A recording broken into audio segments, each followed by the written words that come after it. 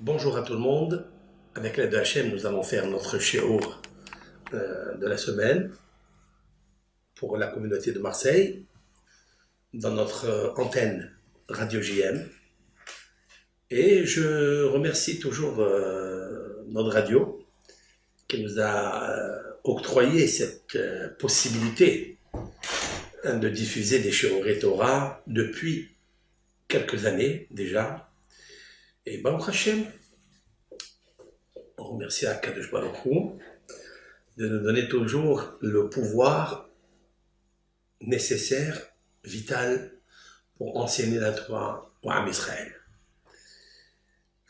Chaque jour, un Ben Israël pratique une bénédiction très importante qui termine avec Hamlamed Torah le Ham Israël.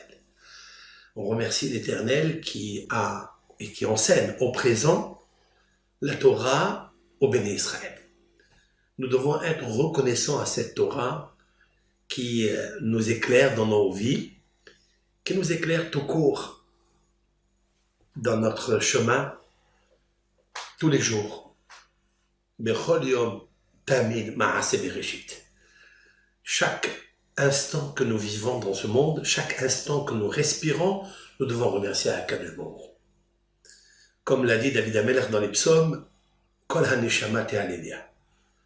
Toute la neshama fait des éloges à Hachem, remercie à Akadosh Baruch Hu.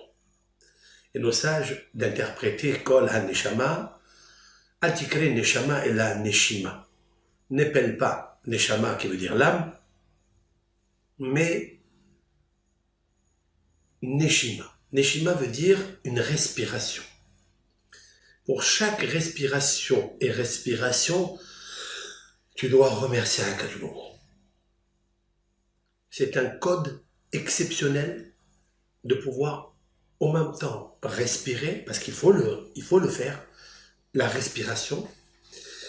Et lorsque vous respirez, vous aérez vos poumons, vous refaites vos poumons verts, comme on dit, et on remercie Akadosh Baruch Hu, le Dieu de l'univers. Par l'unité de Dieu, en remerciant Hachem Yitbarach, en racontant ses miracles, comme il est marqué, Hodou l'Adonai kir'u bishmo, louez l'Éternel, appelez son nom, Hodi'u ba'amim alilotav, racontez parmi les nations, alilotav ses merveilles, Si'u bechol nifleotav, dialoguez, parlez souvent de ses miracles, Saperu bagoyim et kevodo, racontez parmi les nations sa gloire, son honneur. Il est une mitzvah au Ben Israël, Bat Israël, de raconter, d'avouer à Hachem qu'il est un Ben Israël déjà. Quel kiff doit avoir un Ben Israël, d'être un Ben Israël. Il est le fils de Yaakov Avinu. Il est un état différent de toutes les nations.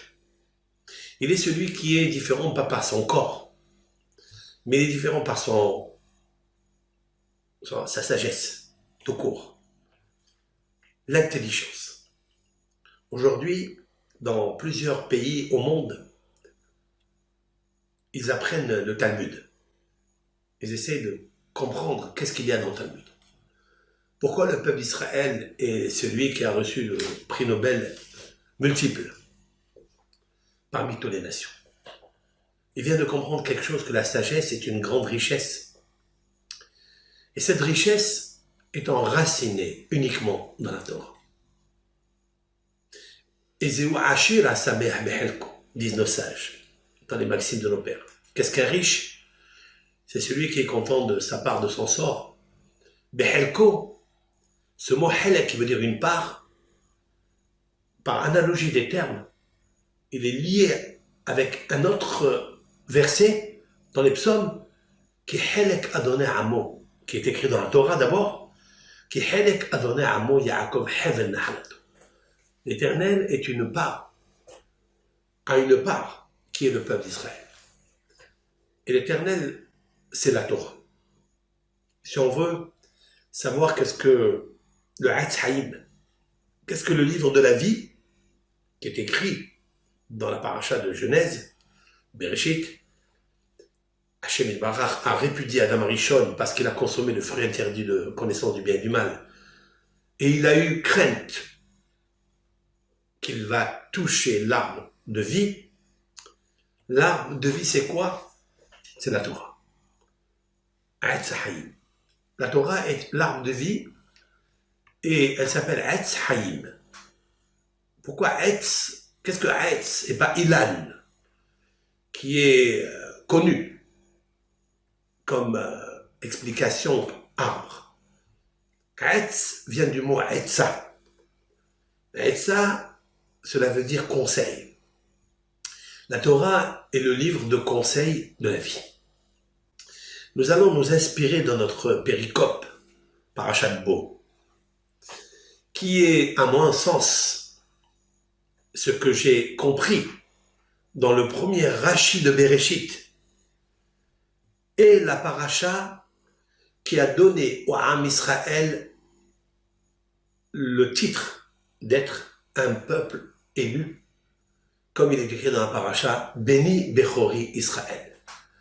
Mon fils, mon premier-né, Israël. HaKadosh Baruch Hu a dicté à Moshe de dire cette phrase au Pharaon. Béni Bechori Israël. Dans cette paracha, la Torah va décrire les 3 plaies qu'il restait pour compléter les 10 plaies que Hachem a voulu, a pensé, envoyer et déverser sur le Pharaon et l'Égypte. La question est connue, pourquoi il faut à Hachem, et pour nous d'ailleurs, pour comprendre, 10 plaies pour que le Pharaon envoie le peuple d'Israël d'Égypte. Avec une seule, ne serait-ce que la dernière, qui est citée dans cette section, Bo, HaKadosh Baruch Hu va dire à Moshe Rabbeinu, je vais, voyez, ce qui est marqué là.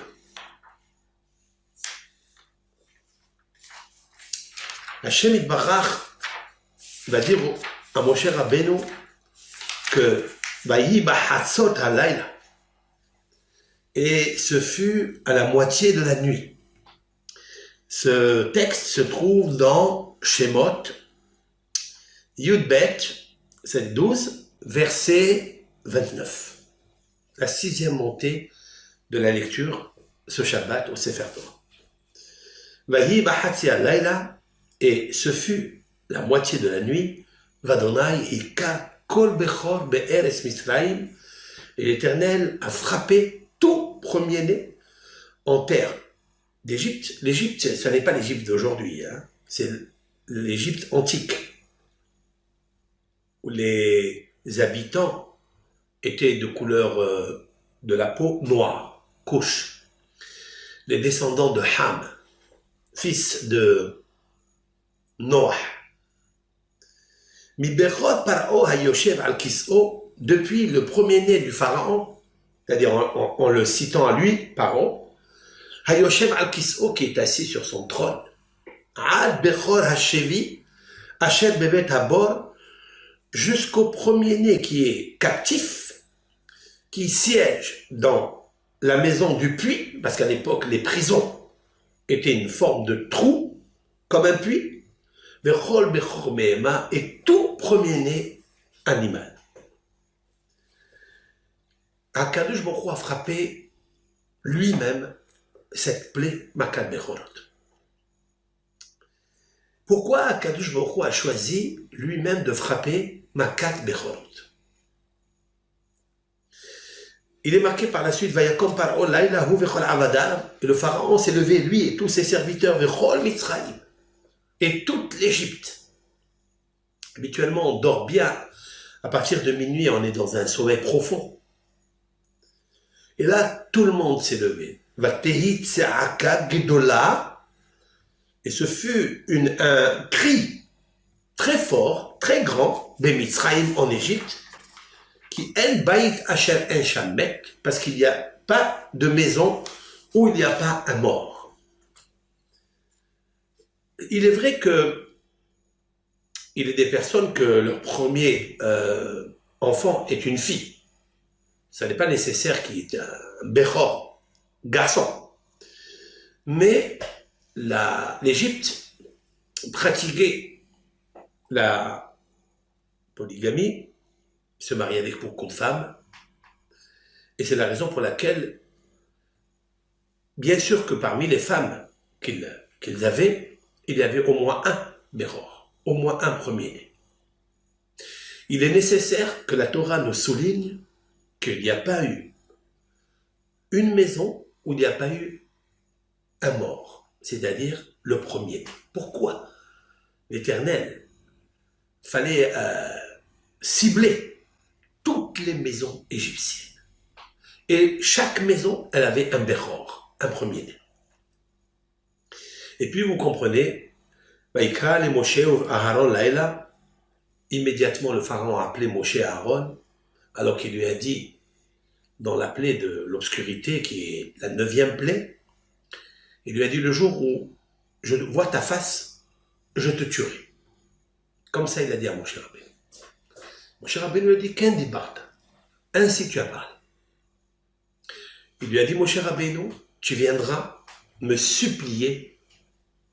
Et Moshe Rabbeinu est sorti avec colère. Bahori Af. Qu'est-ce que Bahori Af? Bahori, ça veut dire, Bahori, c'est grande colère. Pourquoi le mot Af, qui est la colère, est cité dans cette plaie qu'elle est Hosher, c'est-à-dire l'obscurité? Ça aussi, il faut comprendre. Le pharaon dit à Moshe maintenant, Kumu tseu mitochami, levez-vous, tseu, sortez de mon peuple. Gamatem, gam ben Israël, vous aussi, vous et les ben Israël, et allez servir l'Éternel comme vous l'avez demandé. Prenez aussi de troupeaux, etc. Et le verset nous dit dans le verset 33, et l'Égypte entière avait précipité le peuple d'Israël de sortir urgemment de l'Égypte. C'est tout à fait le contraire. Nos sages disent que lorsque la Géoula, le moment de la libération, de la liberté, de la rédemption finale, arrivera, il sera comme celui que je viens de citer maintenant. Les nations tout entières, parce qu'elles étaient ici en Égypte, vont nous précipiter de monter en Eretz Israël, de nous faire sortir de cette galoute et d'habiter en Eretz Israël tranquillement, Béchalom ou Shalva, dans la plénitude pour servir à Kadosh Baruch Hu et la Shekhinah.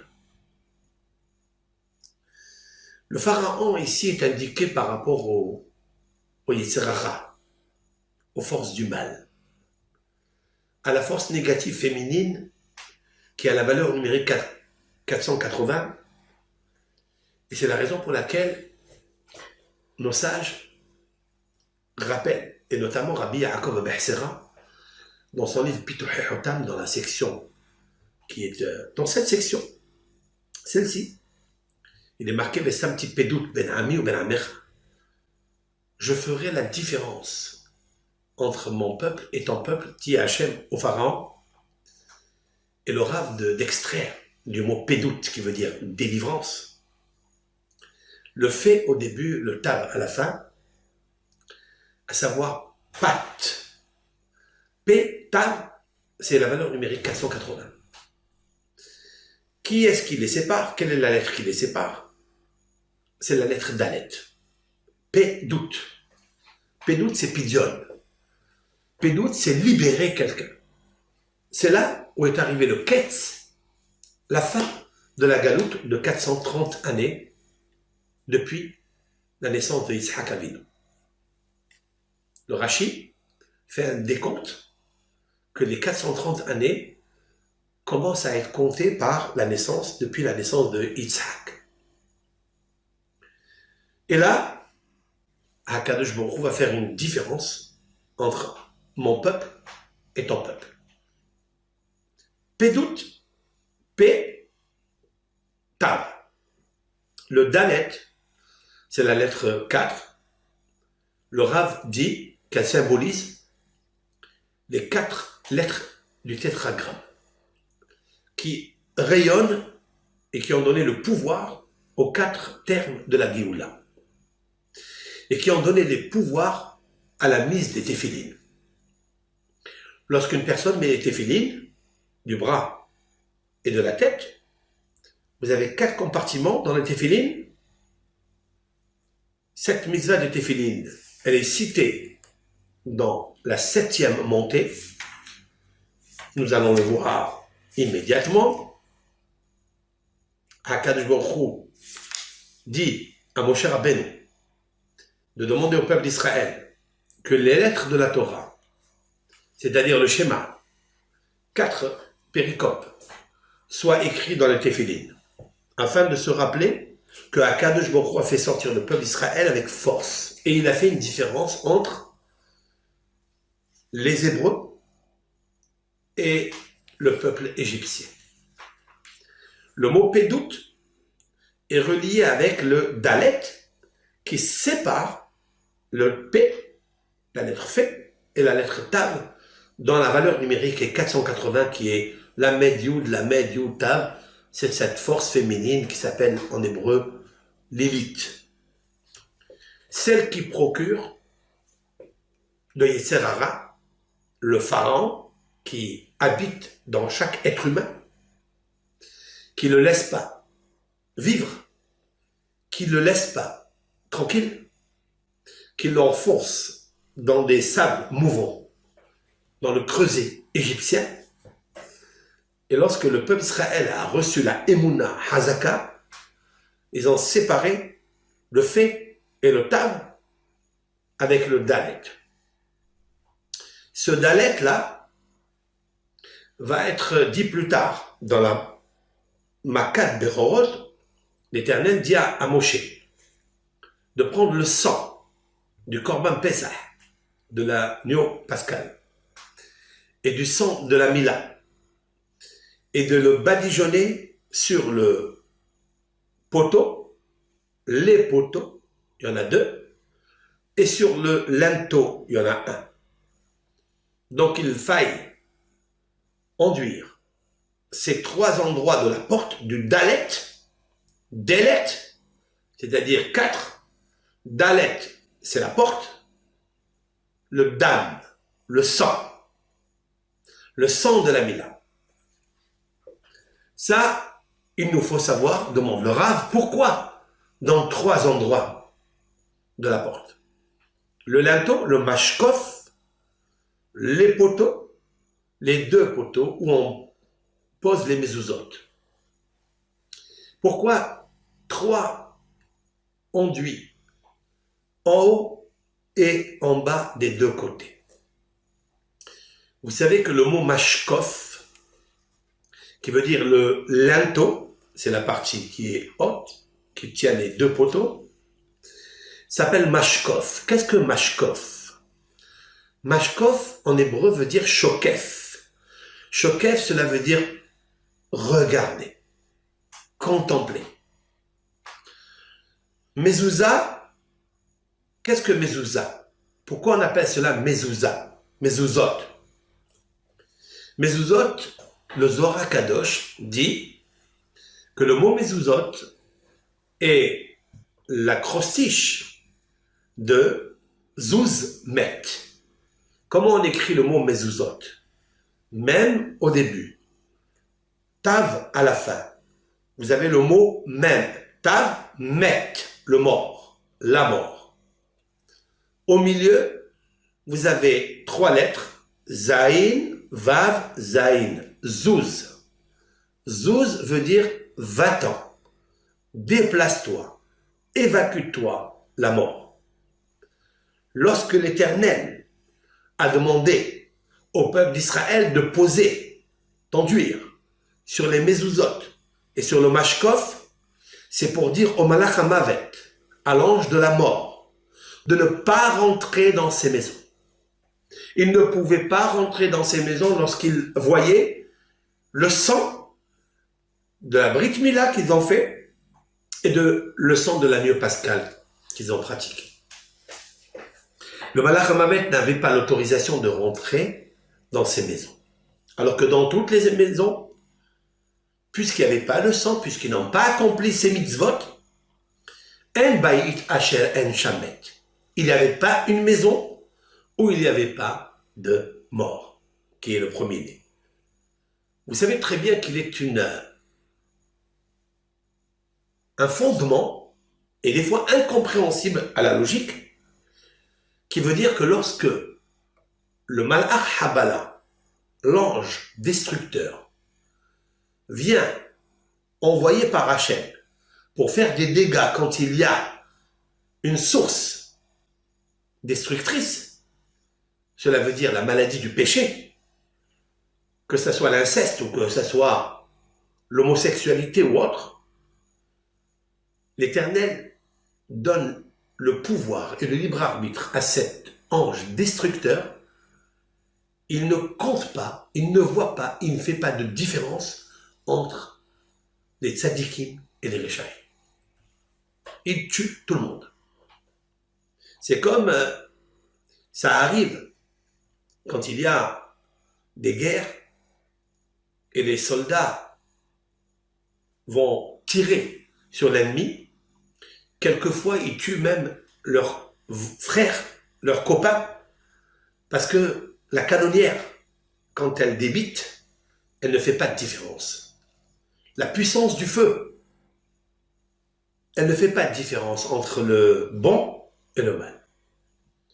C'est la raison pour laquelle l'Éternel va demander ici à Moshe Rabbeinu de leur demander de pratiquer une mitzvah, qui est la Brit Mila, et aussi de sacrifier, de faire la shahita de l'agneau pascal, de prendre le sang de ces deux, d'un être vivant, et de l'agneau pascal, qui était censé être la déesse égyptienne, puisqu'ils adoraient le bélier, ils adoraient le C étant le bélier, le premier signe zodiacal qui dirige le monde, autrement dit le mois de Nissan.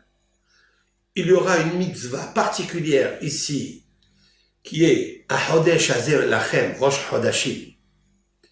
Ce mois pour vous sera la tête des mois, le premier de la tête de l'année, en parlant du mois de Nissan, puisque le peuple d'Israël, l'Éternel, a choisi de les sortir le mois de Nissan. Le mois où le signe zodiacal du bélier, c'est lui qui règne.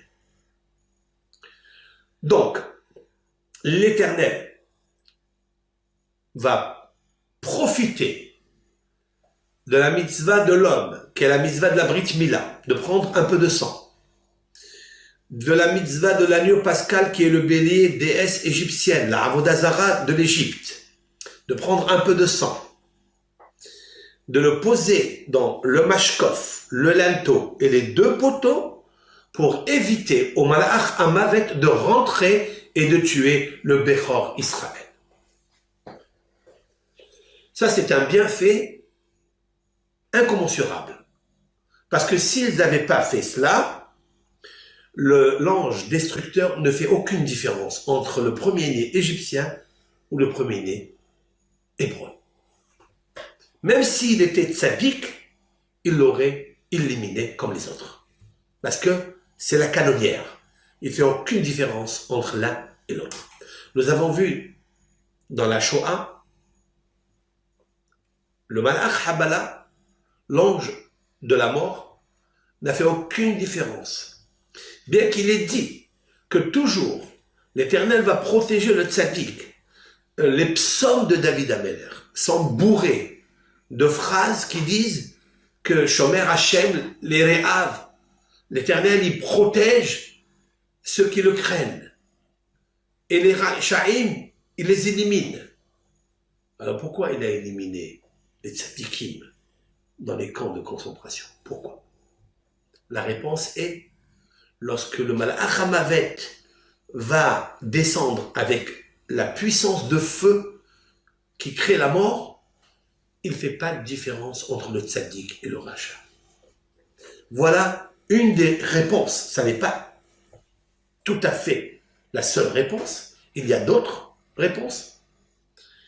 Mais nous trouvons dans cette paracha que Akadosh Baruch Hu avait demandé à Moshe de pratiquer le badigeonnage du sang de l'homme, du Bechor, de l'agneau Bechor, pour sauvegarder les premiers-nés hébreux et éliminer les premiers-nés égyptiens.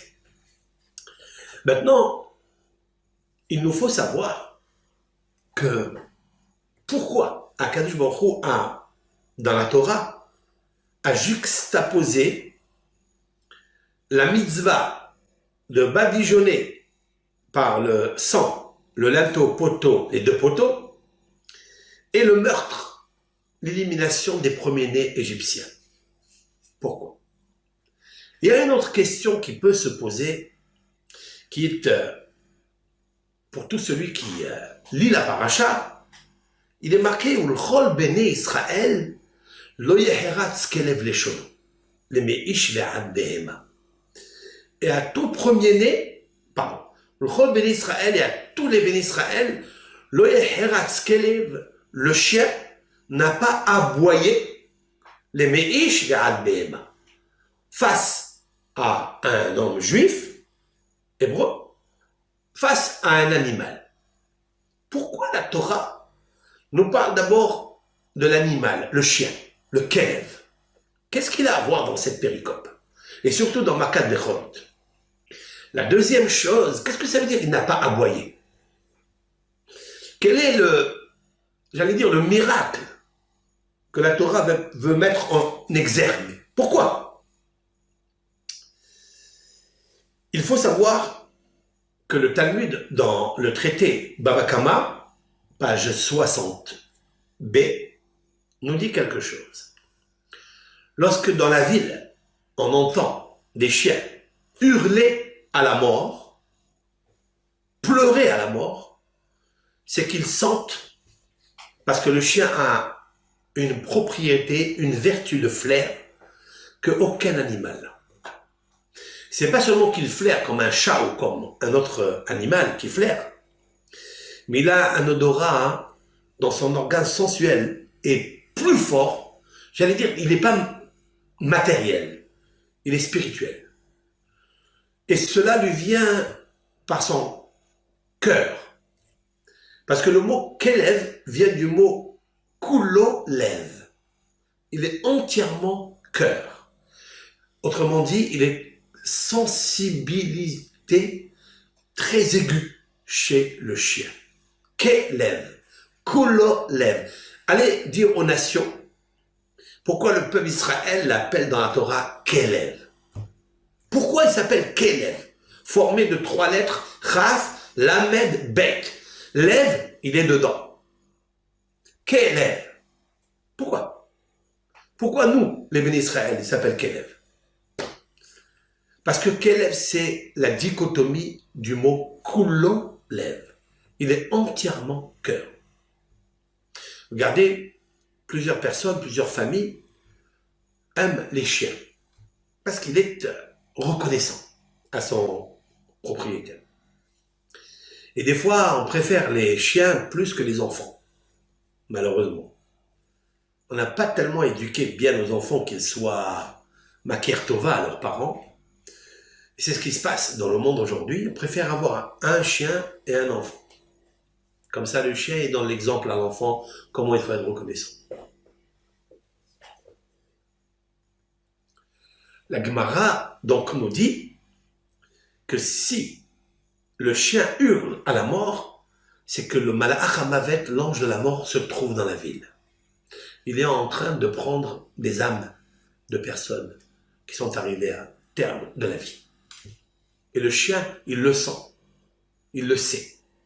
Ça n'est pas de l'odeur qu'on connaît, c'est un odorat très sophistiqué. C'est un odorat qui lui provient de sa sagesse. qui se trouve dans le cœur. Autrement dit, la bina qui se trouve dans le cœur. Par contre, si les chiens s'amusent, ils rigolent, dit le Talmud, c'est que Eliyahu Hanavi se trouve dans la ville. Il va y avoir un Brit Mila où il est en train de se pratiquer dans la ville une circoncision. Parce que Kélev, c'est la valeur numérique 52, comme la valeur numérique Eliyahu Hanavi. Le Kélev est très proche de Eliyahu Hanavi. D'après ce Talmud-là, explique le Hatam Sofer. Rabbi Moshe Sofer, très grand Hacham d'Israël Ashkenaz, qui était le grand rabbin de Hongrie. Le Rav, je cite, explique, c'est l'Éternel lui-même qui s'est occupé d'éliminer les premiers-nés. Il n'a pas donné cela à l'ange de la mort. Et c'est la raison pour laquelle les chiens n'ont pas aboyé. Parce que si c'était l'ange de la mort qui s'était occupé, le Talmud nous dit que les chiens aboieraient à la mort. Et là, pourquoi Hachem, il a fait en sorte que les chiens se sont tus et n'ont pas aboyé? C'est pour mettre en opérationnel le miracle que ça n'est pas un shaliach, c'est-à-dire un ambassadeur qui s'est occupé d'en retirer l'âme des premiers-nés. C'est Hakadosh Baruch Hu lui-même. Cela est confirmé dans le texte Vadonai Hika Kol Bechor. Et ce fut la moitié de la nuit, et l'Éternel a éliminé tout premier-né. L'Éternel. Il n'est pas marqué le Malach Hamavet, le Malach, l'ange de la mort. Comme il est marqué concernant la plaie du Hosher, où il y avait là-bas le Malach qui était en train de, bien sûr par l'ordre divin. C'est ce qu'on trouvera dans notre Haggadah, la Haggadah que nous lisons le soir de Pessah, puisqu'ils sortent le soir de Pessah d'Égypte, Yudalet Benissan, Tetva Benissan, le 15 Nissan, nous sortons d'Égypte, nous allons commémorer le soir de Pessah, tout Benissan, la fête de Pessah, la libération, la boisson des 4 verres de vin, pour rappeler que Akadosh Baruch Hu, ce vin-là qui est rouge, il nous a sauvés, il a fait une différence entre le peuple d'Israël et le peuple égyptien. C'est un petit pédoute, ben ami ou ben amecha, les mahar yeh haot hazeh. Demain, il y aura ce signe. Explique Rabbi Yaakov Abechsera, Sidna, Rabbi Yaakov Abechsera, Atzadik, Akadosh, Amkoubal, Amlobal. Ce grand rave nous explique que les mahar demain, Moshe dit à un petit hôte, il y aura cette lettre entre toi et moi. Quelle lettre? On dit le signe, miracle. Mais la lettre veut l'associer à la lettre Dalet. C'est une lettre. Ha-ot hazé. Quel hot hazé? C'est le hot, c'est la lettre qui fait la séparation entre dans le mot pédoute, entre le fait et le tav, qui est pat, qui est la valeur numérique de l'élite, la valeur numérique de la force négative qui fait tous les malheurs au monde, qui est dans toute l'angoisse, les remords, les pleurs, la dépression, c'est elle qui le fait. L'Éternel a posé la lettre Dalet pour séparer les forces négatives de cette féminité. Et c'est la raison pour laquelle nous allons prendre 4 verres de vin. Nous avons expliqué la semaine dernière que les 4 verres de vin, nous les pratiquons par rapport à 4 fois le mot Elohim que l'Éternel a pardonné au peuple d'Israël. Aujourd'hui, nous trouvons cela dans le texte lui-même, c'est le pédoute, c'est le remerciement à Akadosh Baruch Hu du pidion, du rachat qu'il a fait pour le peuple d'Israël, la reconnaissance. Si c'est la reconnaissance, la Torah va parler en même temps du miracle, du meurtre, des premiers-nés égyptiens, du sauvetage des premiers-nés hébreux, en parlant du chien. Parce qu'il nous faut être reconnaissant comme le chien. Je voudrais citer à cela ce que le Talmud, dans le Talmud de Jérusalem, écrit par l'auteur Rabbi Yohanan, tellement cité dans le Talmud, même le Talmud babylonien, Rabbi Yohanan. Rabbi Yohanan a raconté dans son Talmud que Rabbi Yossi était invité chez un homme richissime, en Eretz Israël. Il était invité, et recevoir Rabbi Yossi, c'est recevoir Mashiach. Et voilà que le Rav est rentré, ils lui ont fait un grand kavod, ils l'ont fait asseoir sur une chaise d'une grande valeur, très très belle chaise, noble. Et à côté, ils ont laissé une chaise qui est encore très très belle, vide. Et là, au centre de la table, s'est assis le propriétaire qui a invité le Rav. Et tout le monde attend. On ne sait pas qu'est-ce qu'on attend. Rabbi aussi, il s'interroge, mais il ne questionne pas. On attend un quart d'heure. Et voilà que la femme du propriétaire arrive dans la maison avec un très très grand chien, très beau chien, et on fait asseoir le chien entre le propriétaire et Rabbi aussi. On fait un kavod extraordinaire à ce chien. Rabbi aussi de se demander, mais ça n'est pas une humiliation pour lui de le faire attendre un quart d'heure. Pourquoi? Pour un chien? Et bien sûr, avant que Rabbi aussi termine la question qui est gîtée dans son cerveau, le propriétaire lui dit: Rav, je vais vous dire quelque chose. Vous êtes très étonné qu'il y a ce chien, et je lui ai posé le kavod qu'il fallait en même temps que vous.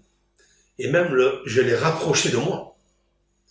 Mais il faut savoir que ce chien, je suis très reconnaissant à lui. Pourquoi? Il dit un jour, il marchait dans une carrosse, lui et sa femme, quand ils étaient très jeunes, nouveau mariés. Et dans ce carrosse, il y avait deux personnes avec eux, celui qui le cochait et un autre qui conduisait en même temps. Et voilà qu'il y a des brigands qui nous ont arrêtés dans pleine route. Bien sûr, ils voulaient l'argent. Ils nous ont dépouillés de tout l'argent qu'on possédait, de tous les bijoux qu'on avait. Et voilà que un des brigands a voulu abuser de son épouse. Et donc il l'a attaquée au pied d'un rocher, et il a voulu donc la abuser d'elle. Et ce chien qui apparaît et qui vient sauver ma femme de cette tragédie. Ce chien, étant donné qu'il a sauvé ma femme, étant donné qu'il nous a laissé la dignité, alors je lui donne la dignité et je lui fais le cadeau. Voilà ce que c'est que la reconnaissance pour un chien qui est kulo lev. Il est entièrement cœur. C'est pourquoi la Torah va nous dire quelque chose d'extraordinaire. La reconnaissance. À la fin de la paracha, qu'est-ce qui est marqué? Kadesh li korbechor. Suite à l'élimination des premiers-nés égyptiens, il est marqué dans le Shevei, la 7e lecture, dans le chapitre 13, verset 1.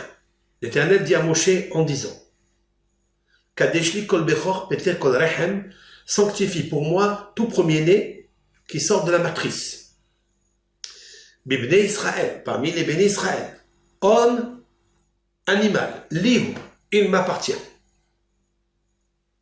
C'est une mitzvah que le peuple d'Israël accomplit lorsqu'il a un premier-né, à 8 jours, il lui fait la mila, et à 30 jours effectifs, il va lui faire le pidyon haben, c'est-à-dire le rachat du premier-né. Cette loi se trouve enracinée dans la parole de cette paracha, juxtaposée à l'élimination des premiers-nés égyptiens et le sauvetage des premiers-nés hébreux. C'est une halakha, bien sûr, qui aujourd'hui, nous la pratiquons facilement, parce que le rachat du premier-né est quelque chose de facile.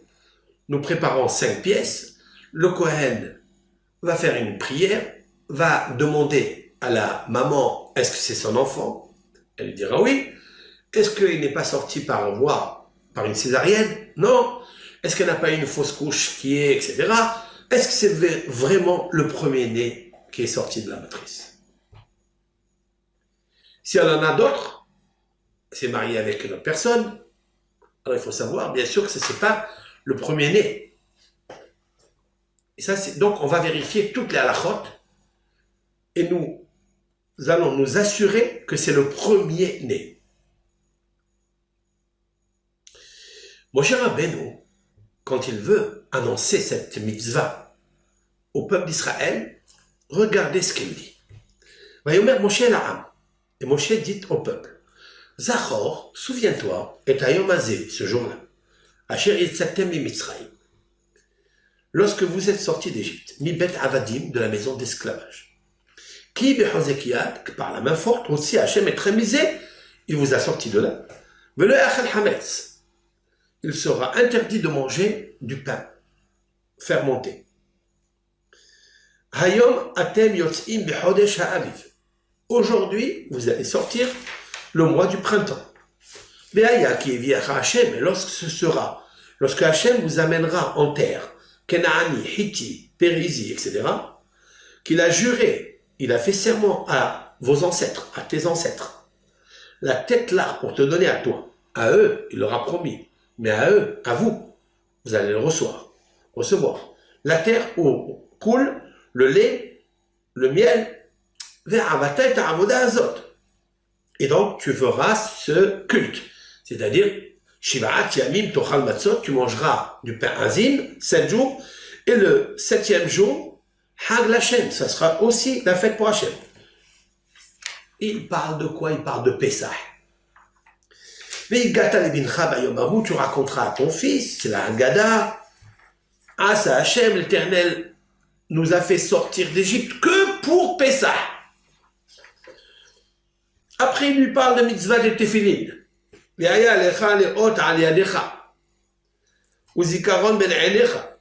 Sera pour toi un souvenir entre tes yeux, etc. Il répète encore une fois, parce qu'avec la main forte, l'Éternel t'a sorti. Une fois qu'il a fini le chapitre 13, il rentre dans un autre chapitre. Et ce sera lorsque l'Éternel t'amènera en terre de Canaan. Il répète encore une fois des mots en plus. Et là, c'est là où il commence à leur parler de la mitzvah, de sanctifier le premier-né.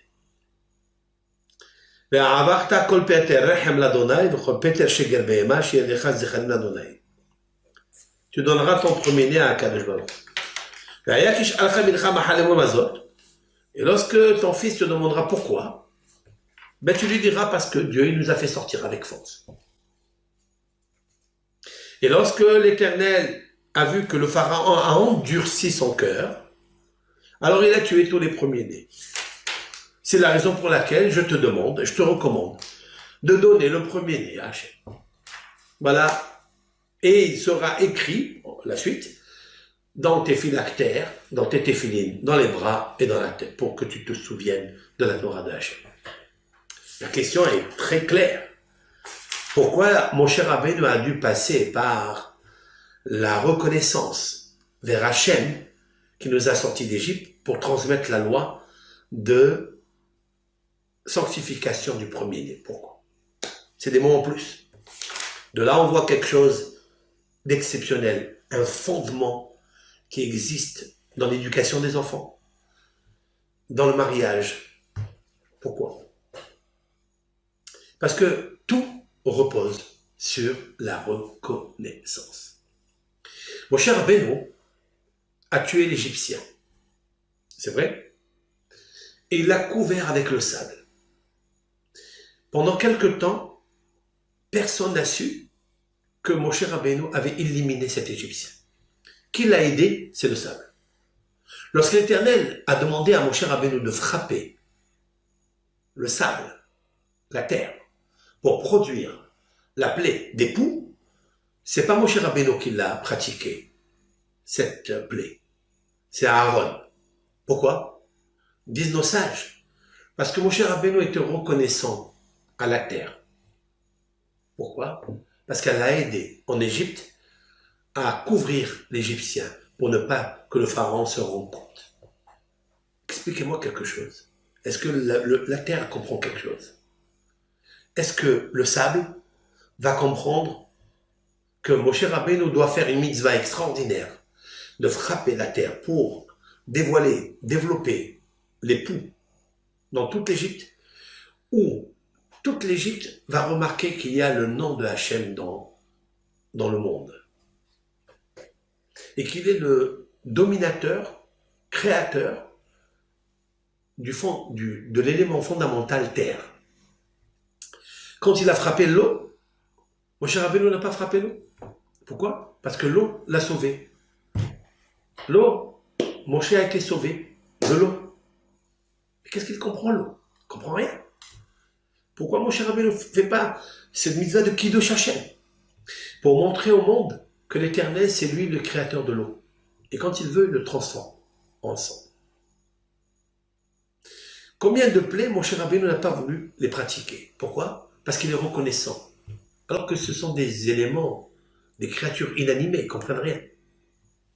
La réponse, elle est la suivante. Ça n'est pas à l'égard de l'eau que Moshe Rabbeinu veut rendre la connaissance. C'est à l'égard d'ici, là. Balev Shelcha. Frapper l'eau, c'est détruire le regesh, la sensibilité aiguë qui existe dans l'âme juive. Ça, il ne faut pas l'abîmer. Quand on dit à La Fontaine, je crois qu'il a dit, ne jette pas une pierre dans le puits où tu as bu de l'eau, enfin c'est sorti de là. La vraie fontaine, c'est la Torah. Et ça s'est produit dans la fontaine, lorsque le Nil devait être frappé. Moshe Rabbeinu n'a pas accepté. La terre, parce qu'elle a rendu service. À qui? Elle a rendu service à Moshe Rabbeinu. C'est incroyable. C'est impensable. Alors, je vais vous dire encore quelque chose de magnifique. Et cette phrase que je vais vous dire, c'est le Roche qui a dit ça. Il y avait un rabbin au XIIIe siècle, Rabbeinu Asher, le rabbin d'Espagne. C'était un Ashkénaze, mais il était le grand rabbin de Sfaradim, de toute Sfarad. Ce rabbin a dit quelque chose de merveilleux. Ça n'existe que chez nous. Ça. Il est marqué, on va le lire dans la paracha de Béchalah, dans le cantique de la mer Rouge. Il est marqué Tivlaim Haaretz. Les Égyptiens qui se sont noyés dans la mer Rouge, la terre les a engloutis. Tiens. Pourquoi les a engloutis la terre? Il y a plusieurs raisons. Le Roche vient nous dire quelque chose de fabuleux, d'extraordinaire. Nous devons apprendre de ça. Quoi? Il dit, vous savez que l'Égypte a rendu un grand respect, un grand honneur à notre patriarche Yaakov Avinu. Yaakov Avinu est mort. On devait l'accompagner jusqu'à Hebron. Toute l'Égypte est sortie pour faire plaisir, kavod, à Yosef, à Yaakov Avinu. Il a eu un enterrement d'un très grand respect et honneur, grâce à l'Égypte qui est sortie, qui l'a accompagné avec Yosef. Il dit le Roche, l'Égypte n'a pas le droit d'être calcinée, n'a pas le droit d'être incinérée. Il a le droit aussi d'avoir un enterrement. Et c'est la raison pour laquelle la Torah spécifie dans le cantique de la mer Rouge, Tivlaim Haaretz, la terre les a engloutis pour qu'ils aient le droit de l'enterrement Bechavod. Mida Keneged Mida. Il existe la mesure universelle, mesure pour mesure. Tu as fait du bien, même que l'Égypte était là. Pourquoi il a poursuivi le peuple d'Israël? Pour lui faire du mal. À Kadosh Baruch Hu, il fait une différence entre le mal, tu l'as reçu, tu as été noyé. Tu as noyé l'Égypte, tu as noyé les Hébreux, le Nil, tu es noyé toi aussi dans la mer Rouge. Mais ce que tu as fait comme Kavod à Yaakov, toi aussi. Tu as étendu ta main droite, tu les as engloutis dans la terre. Ta main droite, vous savez ce que c'est? C'est le Hesed. Vous avez fait Hesed dans votre vie. Vous avez accompagné Yaakov Avinu pour lui faire honneur dans son enterrement.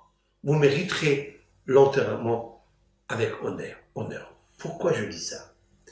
Parce que si un corps est mort et il reste dans l'eau sans enterrement, la souffrance est énorme. Vous ne pouvez pas vous imaginer la souffrance, comment elle est énorme. Parce qu'il est marqué dans la Torah qui a Afar Atavel, Afar Tashum. Tu es terre et tu retourneras à la terre. C'est seulement comme ça que l'âme va se calmer, va avoir sa tranquillité, son repos. Mais dans l'eau, Has et Shalom, c'est gravissime. L'incinération, quand on jette les poudres de cendres du corps dans l'eau, dans l'océan, c'est gravissime. Vous ne pouvez pas vous imaginer. Cela, je le tiens du traité talmudique Gittin, page 57a. Lorsque la Torah, la Gemara nous parle de Titus, un rachat, lorsque Onkelos, notre cher Onkelos, qui a traduit la Torah en langue araméenne, qui était le neveu de Titus, Aracha, il voulait se convertir au judaïsme, et il est allé chercher une médium qui a fait monter l'âme de Titus.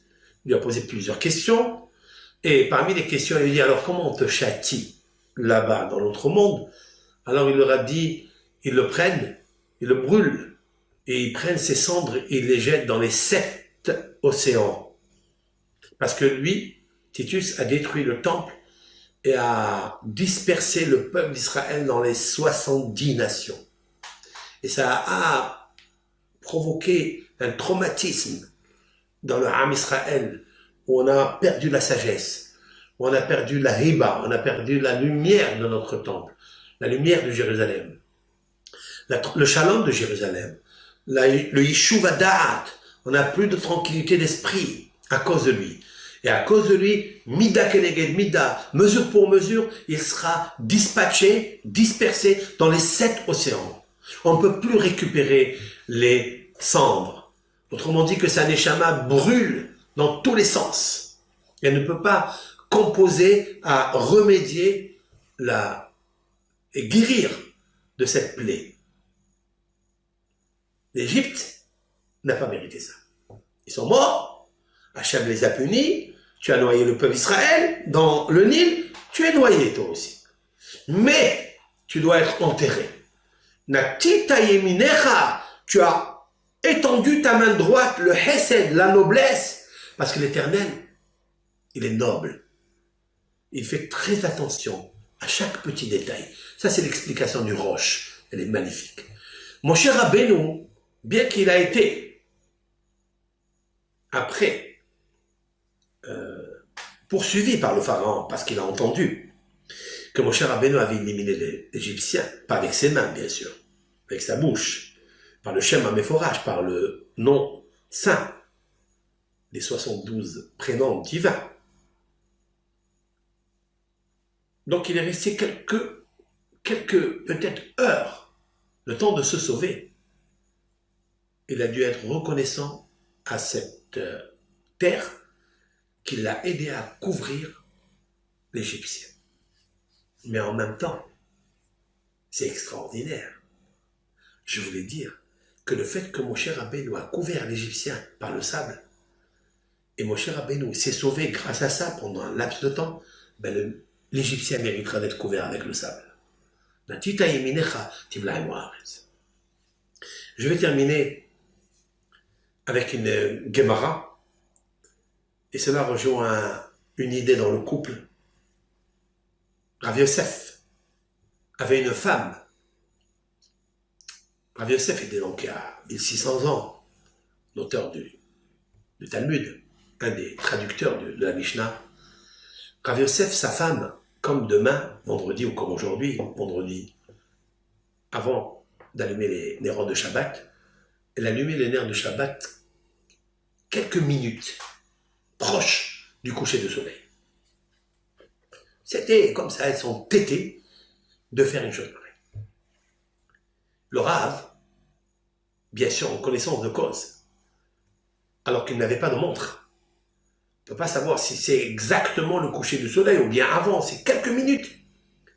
D'abord, elle voulait terminer tous les services de Shabbat, le Kvod Shabbat, et elle dit, moi je vais allumer juste avant de rentrer le coucher du soleil. Mais ça pourrait être un safek. Safek, c'est qu'il a. J'explique. Si Hazve Shalom, elle rentrait dans le coucher du soleil, elle arrive à faire un péché du Shabbat, dans la sanction et la lapidation. Il nous faut toujours s'écarter du danger. Comment Rav Yosef va lui faire la réprimande pour la ramener vers lui et écouter le message d'allumer bien avant un quart d'heure, même 5 minutes, même 10 minutes, mais loin du coucher du soleil. Comment il va lui dire? Comment nous on aurait agi? Allez, si moi j'avais une femme comme ça, je lui dis, hey, fais attention, prends garde, tu risques de profaner le jour du Shabbat. C'est vrai, c'est comme ça qu'on est.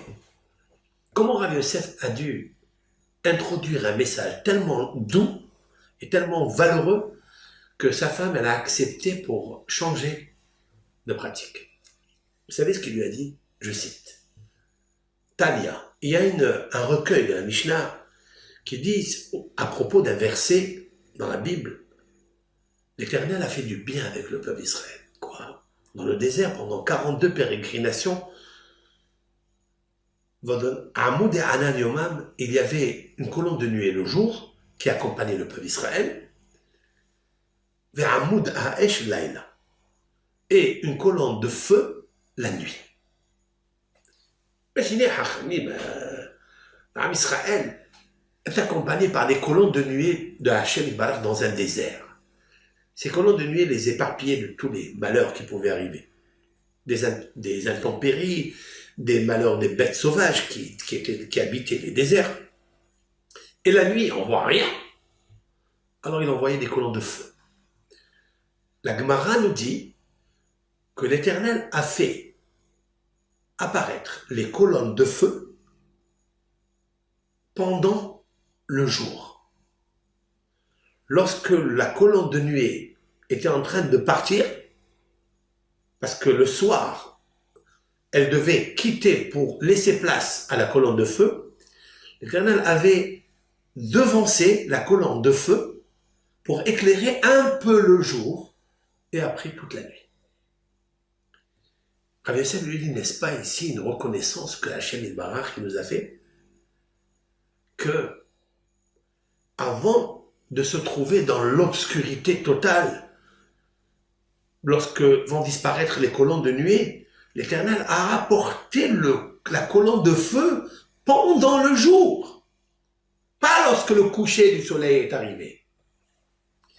Et cette parole-là est une hakarat tov, lui dit Rav Yosef.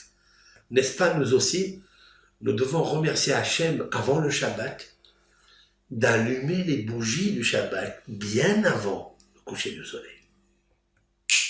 Ça marche. Pourquoi? Regesh. Il a réveillé pas la logique, la raison. La femme ne comprend pas ce que tu lui dis. Le Talmud a dit, la Kabbalah, elle a dit ceci, il a dit, comprend pas. Elle est entièrement regesh. Parle-lui des sentiments, parle-lui de hakarat tov, parle-lui de la reconnaissance. Elle comprend.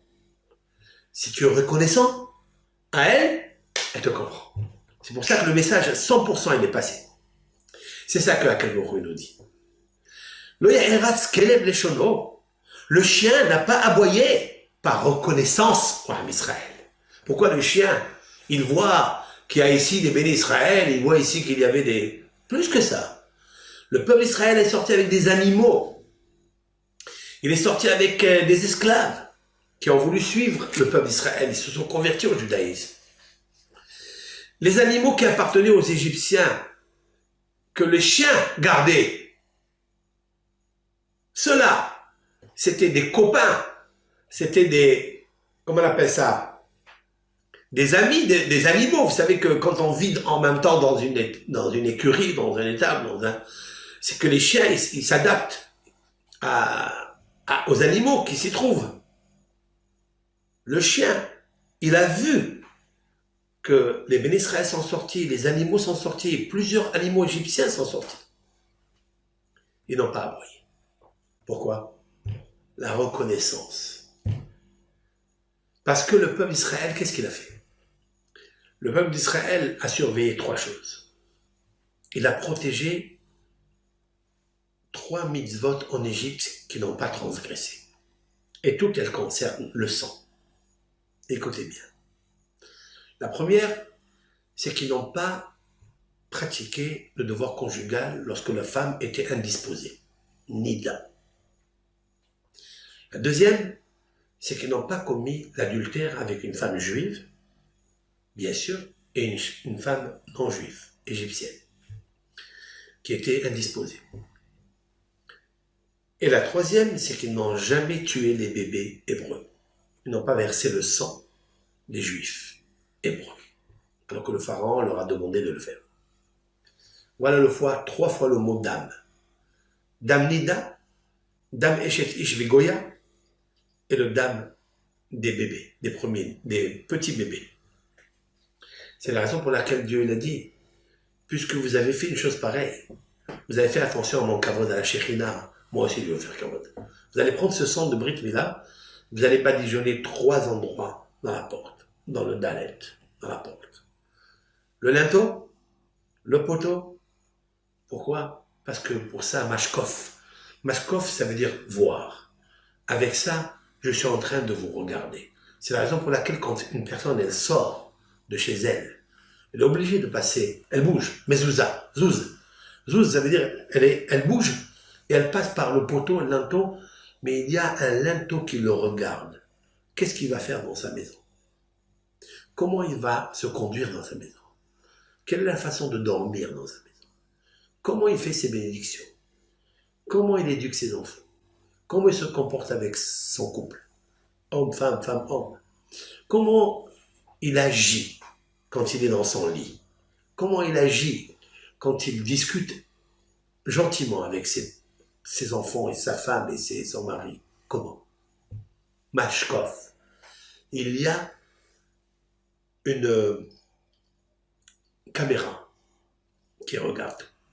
Elle s'appelle Mashkov.